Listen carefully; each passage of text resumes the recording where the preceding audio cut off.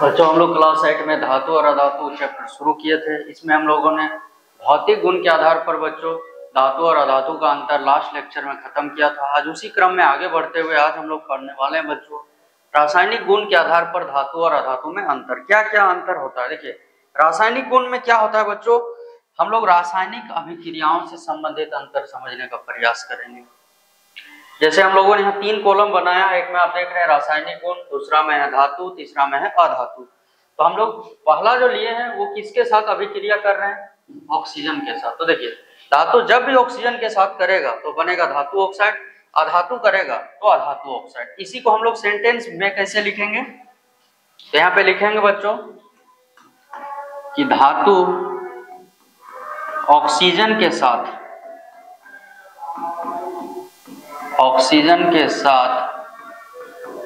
अभिक्रिया कर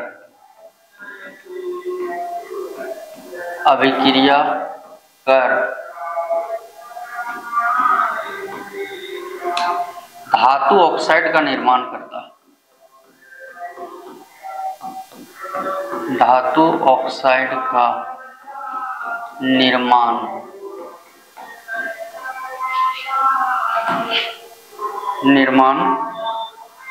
करता है। सेम सेंटेंस यहाँ पे अधातु में हो जाएगा। अधातु ऑक्सीजन से अभिक्रिया कर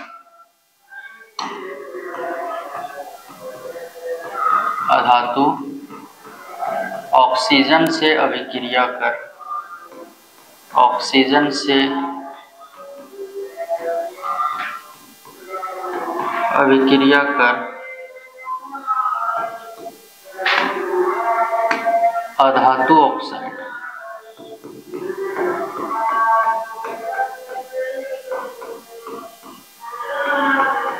ऑक्साइड का निर्माण करता है।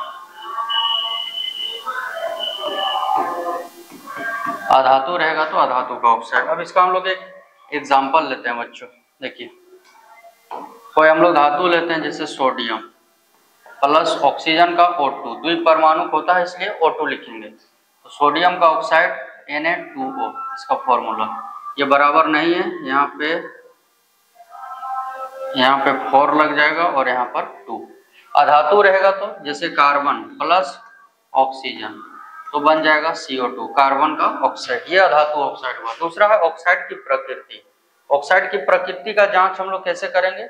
ऑक्साइड को अभिक्रिया कराएंगे जल के साथ तो क्षारक बनेगा। कहने का अर्थ है यहाँ कि धात्विक ऑक्साइड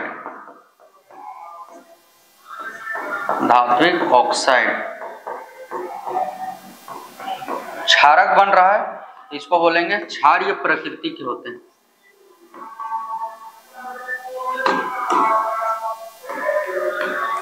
क्षारीय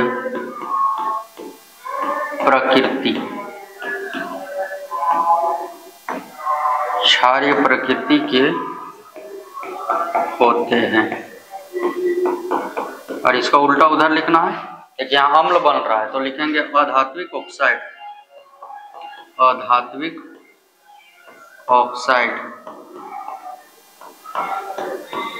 कौन प्रकृति हो जाएगा? यहाँ पे देखना, अम्लीय प्रकृति के होते हैं।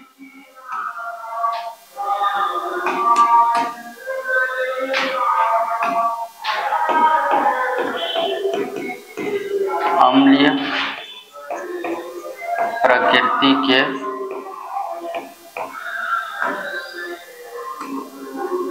होते हैं।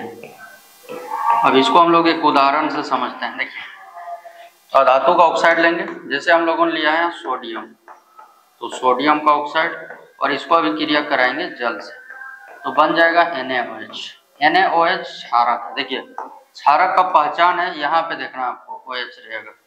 इसको बोलते हैं सोडियम हाइड्रोक्साइड, जो एक क्षारक। अधातु का ऑक्साइड लेंगे जैसे CO2 प्लस H2O तो बन जाएगा H2CO3, इसको बोलते हैं कार्बोनिक अम्ल। तो इस प्रकार हम लोग ऑक्साइड की प्रकृति का पता कैसे लगाएंगे? तो जल के साथ अभिक्रिया करके। अगर धातु है तो क्षारक देगा और अधातु है तो अम्ल देगा, यानी उसकी प्रकृति अम्लीय हो जाएगी। दूसरा है अम्ल के साथ अभिक्रिया। तो अम्ल के साथ अभिक्रिया में क्या देगा, तो धातु अम्ल से अभिक्रिया करके लवण और हाइड्रोजन गैस का निर्माण करता है। तो यहाँ पे आप लिखेंगे अधातु बोल रहे हैं बच्चों, धातु, एक सेकेंड, धातु अम्ल के साथ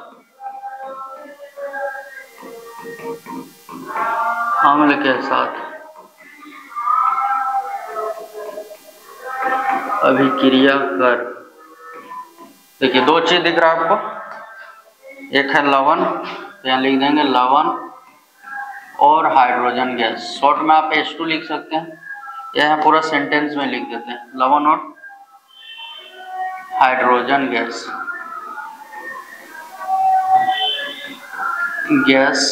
बनाता या निर्माण करता है, और इधर अभिक्रिया नहीं होती।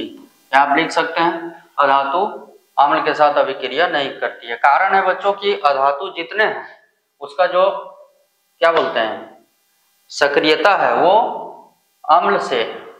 अम्ल में जो हाइड्रोजन है उससे कम होता है, इसलिए नहीं कर पाता है। तो इसका एग्जाम्पल क्या होगा, तो हम लोग लेते हैं, मान लीजिए Zn एक धातु है और HCl, तो ये बन जाएगा ZnCl2 और H2 गैस, हाइड्रोजन गैस। ये बैलेंस नहीं होगा, यहाँ पे 2 लगेगा। देखिए अगला है जल के साथ अभिक्रिया।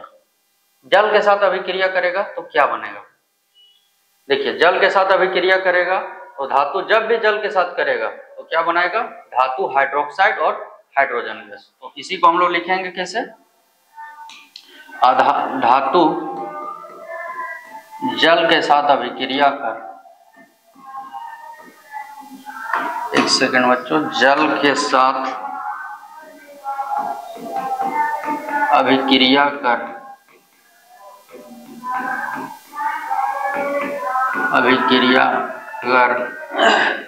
धातु हाइड्रोक्साइड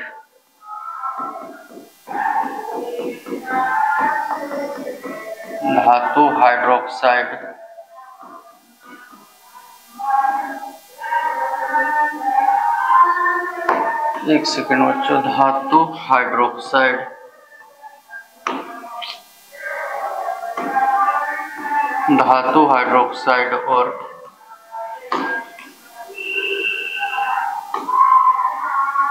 और हाइड्रोजन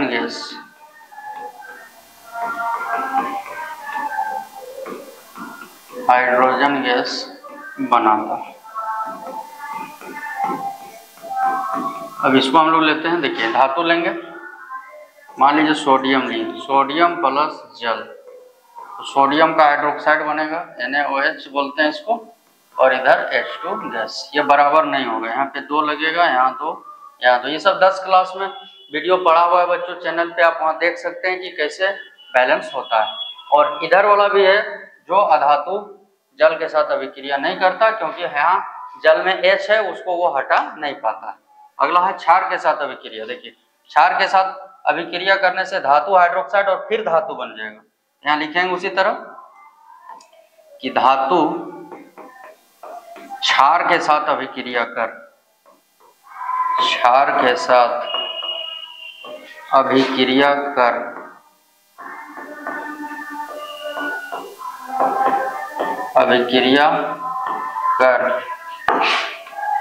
धातु हाइड्रोक्साइड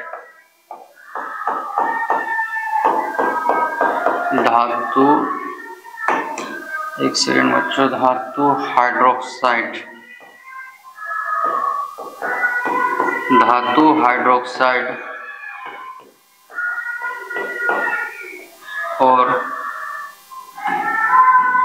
हाइड्रोक्साइड और फिर से धातु, ऐसे यहाँ धातु बोले हैं लेकिन आप शॉर्ट में चाहेंगे तो इतने भी लिख सकते हैं, धातु हाइड्रोक्साइड का निर्माण करता है। और जिस धातु हाइड्रोक्साइड जिस क्षार के साथ करेगा वहां का धातु फिर से आ जाएगा, निर्माण करता है। देखिए एग्जांपल में लेते हैं, मान लीजिए हम लोग सोडियम ले रहे हैं और यहाँ क्षारक में लिए कैल्शियम का हाइड्रोक्साइड। देखिए हम लोग को यहाँ लेने के समय ये देख लेना कि सक्रियता श्रेणी में कौन नीचे ऊपर है, ये ज्यादा पावरफुल है तभी इसको हटा पाएगा। तो इधर बनेगा NaOH और साथ में कैल्शियम को यहाँ से हटा देगा। देखिए बराबर नहीं होगा, OH 2 है तो यहाँ पे 2 लगा देंगे। इधर भी ये अभिक्रिया नहीं करता, धातु हाइड्रोक्साइड से अभिक्रिया इसका नहीं होता है, क्योंकि सब क्षारक में सब बड़े बड़े तत्व आते हैं, तो ये तीनों के साथ अभिक्रिया इसका नहीं होता है। अगला है विस्थापन अभिक्रिया। देखिए विस्थापन अभिक्रिया धातु में होता है, यहाँ लिखेंगे धातुओं में विस्थापन अभिक्रिया। देखिए विस्थापन का मतलब है हटाना, विस्थापन अभिक्रिया होती है, विस्थापन अभिक्रिया होती है। देखिए इसका उदाहरण हम लोग लेते हैं, मान लीजिए ये जिंक और इधर लिए कॉपर सल्फेट। देखिए कॉपर सल्फेट क्या है, ये जिंक जो है ये ज्यादा पावरफुल है, इसको यहाँ से हटा देगा तो ये बन जाएगा जिंक सल्फेट। एक्वस का मतलब होता है, देखिए AQ का मतलब वो पानी के साथ मिला हुआ है, और S का मतलब होता है ठोस, और इधर कॉपर सल्फेट अलग हो गया। देखिए इसमें नहीं होता है, लेकिन इसका एक अपवाद है, वो है कौन, हाइड्रोजन ज्यादा पावरफुल है तो इस कॉपर को यहाँ से हटा देगा और H2O बना लेगा और कॉपर वहां से अलग हो जाता है। अगला है बच्चों क्लोरीन के साथ अभिक्रिया। देखिए धातु जब भी क्लोरीन के साथ करेगा तो धातु का क्लोराइड बनेगा। इसको लिखेंगे कैसे, तो धातु क्लोरीन के साथ अभिक्रिया कर, क्लोरीन के साथ अभिक्रिया कर,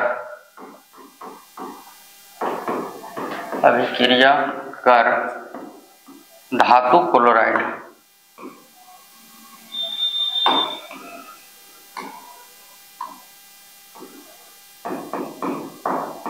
धातु क्लोराइड का निर्माण करता है, निर्माण करता है। और अधातु रहेगा तो अधातु क्लोराइड, यहाँ लिखेंगे अधातु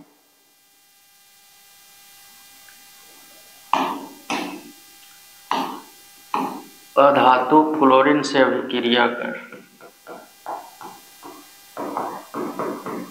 क्लोरीन से अभिक्रिया कर, अभिक्रिया कर अधातु क्लोराइड,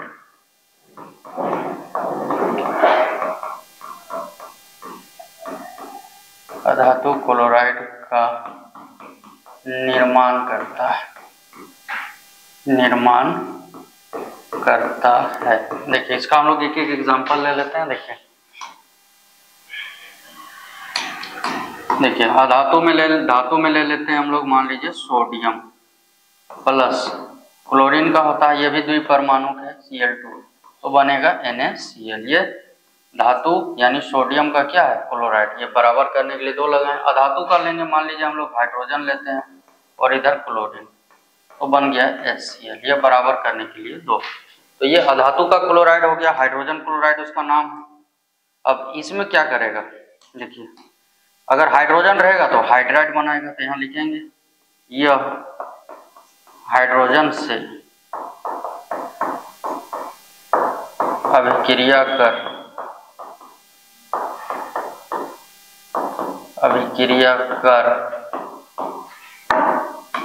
धातु हाइड्राइड,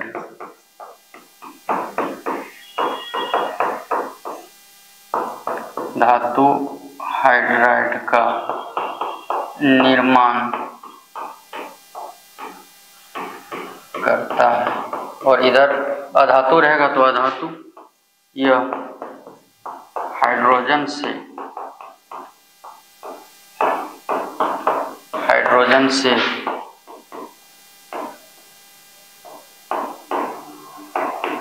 अभिक्रिया कर अधातु हाइड्राइड, अधातु हाइड्राइड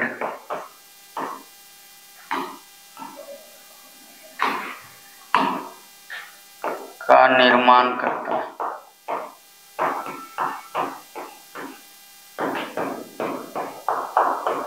अब इसको हम लोग एग्जाम्पल में लेते हैं। मान लीजिए धातु लिए हम लोग कैल्शियम लेते हैं, कैल्शियम का हाइड्रोजन के साथ, तो बन जाएगा CaH2। देखिए ये द्वीप परमाणु है, संयोजकता एक्सचेंज होता है तो यहाँ 2 ही लगेगा। देखिए अधातु का लेंगे, मान लीजिए नाइट्रोजन लेते हैं और ये हाइड्रोजन से, इधर बन जाएगा NH3, इसको अमोनिया बोलते हैं। देखिए बराबर नहीं है, यहाँ पे लग जाएगा 3, यहाँ पे लग जाएगा 2। तो ऐसे और भी अंतर है बच्चों, धातु और अधातु में बहुत अंतर, लेकिन आप लोगों को मुख्य जो यहाँ पे बहुत ज्यादा महत्वपूर्ण है वो हमने बताने का प्रयास किया।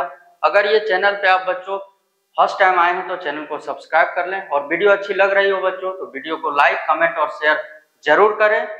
धन्यवाद।